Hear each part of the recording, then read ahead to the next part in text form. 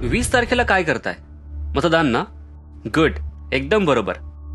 पण मतदान करण्यासाठी उचललेलं बोट ईव्हीएमच्या बटनावर पोहोचेल या दरम्यान आठवा, उद्धव ठाकरेंनी त्या 2.5 वर्षात अवघा महाराष्ट्र कसा घशात घातला.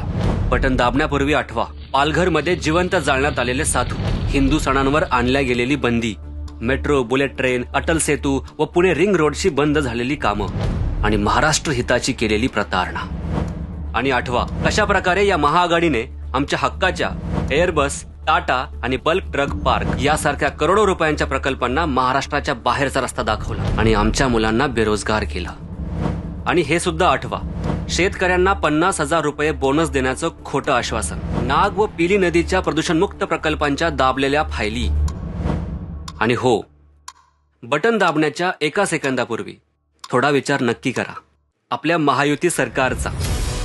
महायुती सरकारने समृद्धी महामार्गाची निर्मिती केली, अटल सेतू निर्माण केला, मराठी भाषेला अभिजात भाषेचा दर्जा मिळवून दिला, महिलांसाठी माझी लाडकी बहीण योजना, अन्नपूर्णा योजना व अर्ध्या दरात बस प्रवास सुरू केला, शेतकऱ्यांना सन्मान निधी व शेतामध्ये मोफत वीज दिली.